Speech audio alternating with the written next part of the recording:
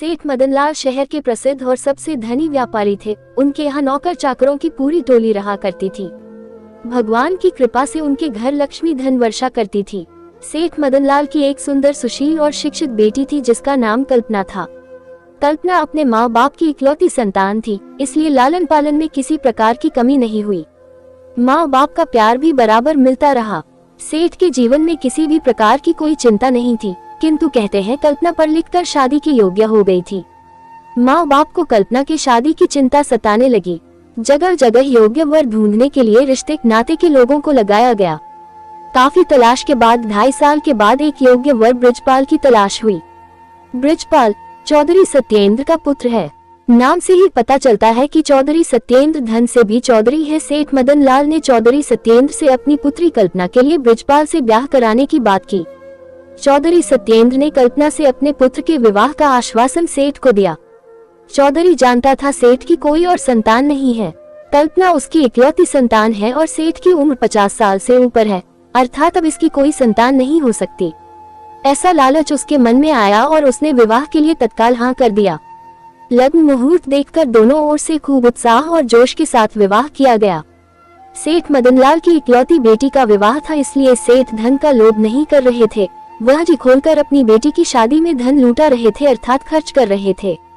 चौधरी सत्येंद्र भी जानते थे कि उनके पास धन का भंडार आ रहा है, इसलिए वह भी सामर्थ्य से ज्यादा विवाह में खर्च कर रहे थे।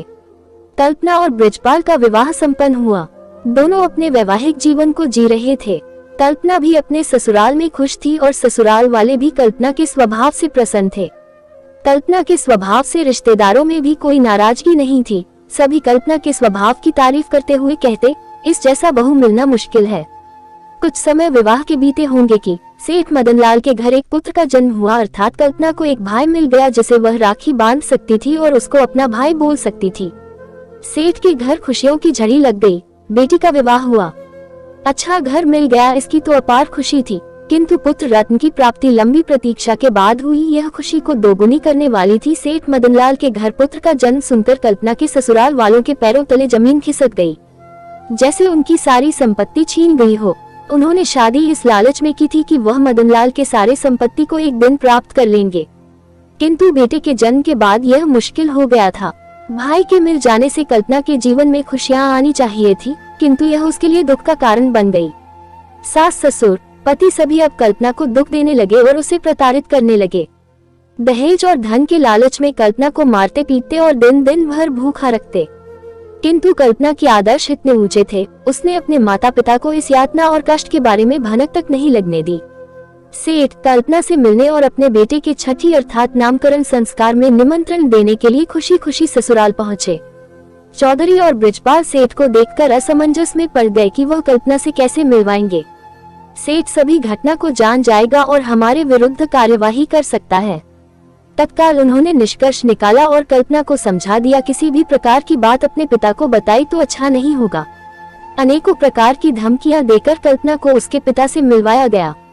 बेटी भी कर्तव्यनिष्ठ थी, उसके संस्कार पुराने थे, अर्थात वह जानती थी पिता के घर से डोली निकलती है और ससुराल से अर्थी। इसी आदर्शों से वह बंधी हुई थी। कल्पना ने पिता का खूब स्वागत सत्कार किया। बैठे बैठे अनायास उसके आंखों से आंसुओं की धारा फूट पड़ी।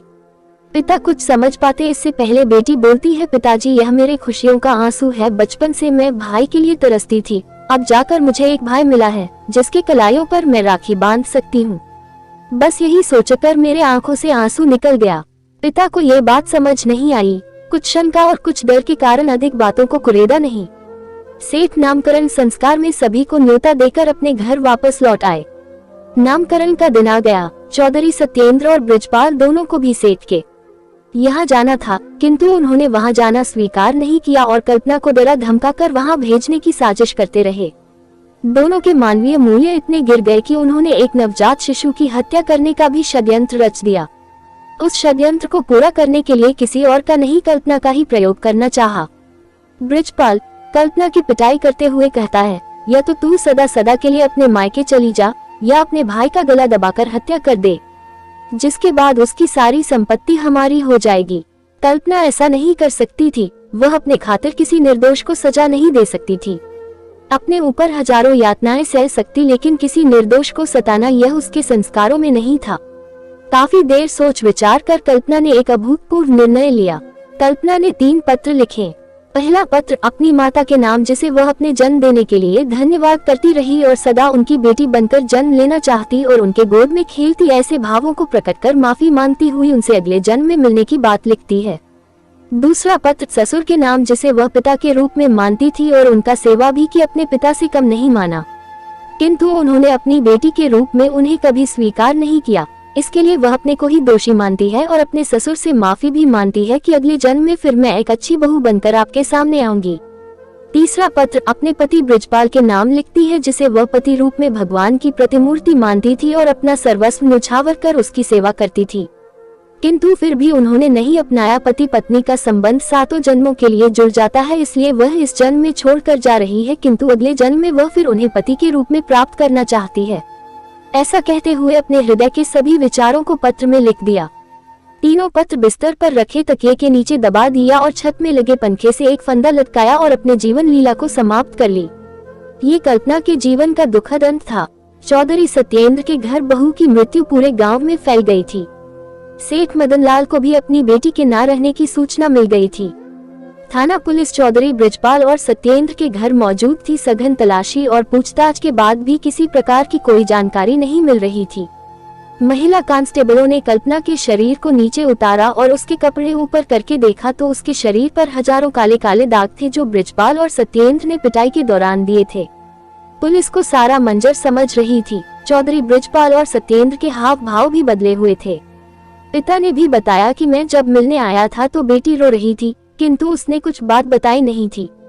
मुझे शंका है कि बेटी के पति और ससुर ने ही इनकी हत्या की है। बस क्या था, बृजपाल और चौधरी सत्येंद्र को पुलिस ने गिरफ्तार कर लिया और कमरे की छानबीन की गई। तकिए के नीचे रखे तीनों पत्र को पुलिस ने बरामद किया और उसमें लिखी हुई सभी बातों को पुलिस ने सबके सामने पढ़ा, जिससे बृजपाल और चौधरी सत्येंद्र की सभी यातनाओं का उजागर हुआ। गांव मोहल्ले सभी कल्पना के स्वभाव से परिचित थे और बृजपाल तथा सत्येंद्र के स्वभाव से भी। गांव वालों ने भी बृजपाल और सत्येंद्र के सभी राज खोल दिए। पुलिस ने कानूनन बृजपाल और सत्येंद्र चौधरी को गिरफ्तार किया। कोर्ट कचहरी हुई, जिसमें बृजपाल को मुख्य साजिशकर्ता माना गया और उसे आजीवन कारावास की सजा सुनाई गई। चौधरी सत्येंद्र को इस घटना में शामिल और साजिश में सहयोगी मानते हुए 9 वर्ष की सश्रम कारावास की सजा सुनाई गई।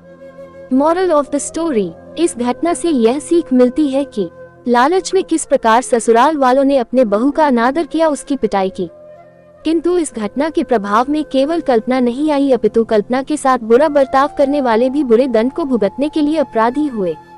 इससे एक बेटी का सब कुछ उजड़ जाता है, वही 2 परिवार बिखर भी जाते हैं। समाज में फैली इन कुरीतियों को समाज के लोगों को ही दूर करना होगा, अन्यथा आज एक कल्पना इस घटना का शिकार हुई है, न जाने कितनी ही कल्पना फिर शिकार होगी। समाज को अपने आसपास हो रहे अत्याचारों के प्रति आवाज उठाना चाहिए। अगर कल्पना के आस पड़ोस के लोगों ने आवाज उठाई होती तो आज कल्पना उनके साथ होती और दोनों परिवार एक साथ होते। दहेज के लोभी को भी कड़ा संदेश देना आवश्यक हो गया है कि वह बहू को ब्याह कर लाते हैं जो उनके घर की लक्ष्मी है, न कि वह किसी धन कुबेर को उठाकर लाते हैं जो उसके घर धन वर्षा करे। दहेज के प्रति समाज का नजरिया बदलना आवश्यक हो गया है, नहीं तो कितनी और बेटियों का घर उजड़ेगा। वह बेटी हमारी और आपकी भी हो सकती है।